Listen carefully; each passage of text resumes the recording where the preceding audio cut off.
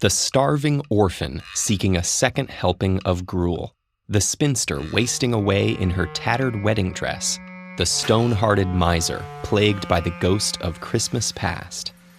More than a century after his death, these remain recognizable figures from the work of Charles Dickens. So striking is his body of work that it gave rise to its own adjective. But what are the features of Dickens's writing that make it so special?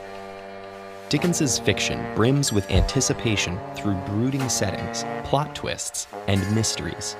These features of his work kept his audience wanting more. When first published, his stories were serialized, meaning they were released a few chapters at a time in affordable literary journals and only later reprinted as books. This prompted fevered speculation over the cliffhangers and revelations he devised. Serialization not only made fiction available to a wider audience and kept them reading, but increased the hype around the author himself. Dickens became particularly popular for his wit, which he poured into quirky characters and satiric scenarios. His characters exhibit the sheer absurdity of human behavior, and their names often personify traits or social positions, like the downtrodden Bob Cratchit, the groveling Uriah Heep, and the cheery Septimus Crisparkle.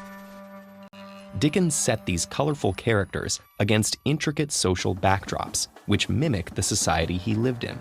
For instance, he often considered the changes brought about by the Industrial Revolution.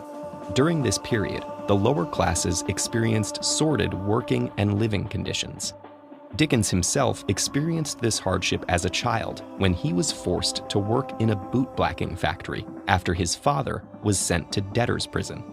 This influenced his depiction of the Marshalsea prison in Little Dorrit, where the titular character cares for her convict father. Prisons, orphanages, or slums may seem grim settings for a story, but they allowed Dickens to shed light on how his society's most invisible people lived. In Nicholas Nickleby, Nicholas takes a job with the schoolmaster, Wackford Squeers.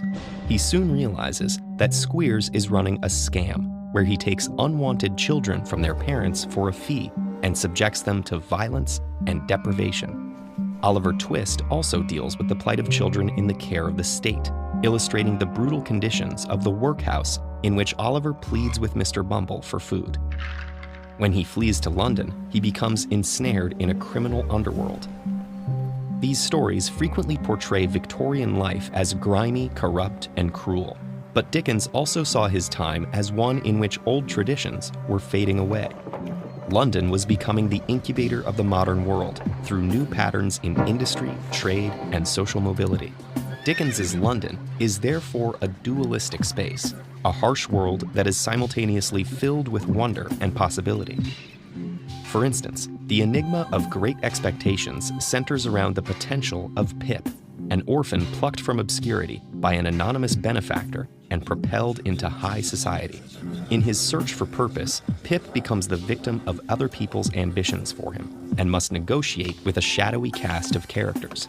Like many of Dickens's protagonists, poor Pip's position is constantly destabilized, just one of the reasons why reading Dickens is the best of times for the reader, while being the worst of times for his characters. Dickens typically offered clear resolution by the end of his novels, with the exception of The Mystery of Edwin Drood. The novel details the disappearance of the orphan Edwin under puzzling circumstances. However, Dickens died before the novel was finished and left no notes resolving the mystery. Readers continue to passionately debate over who Dickens intended as the murderer and whether Edwin Drood was even murdered in the first place. Throughout many adaptations, literary homages, and the pages of his novels, Dickens's sparkling language and panoramic worldview continue to resonate.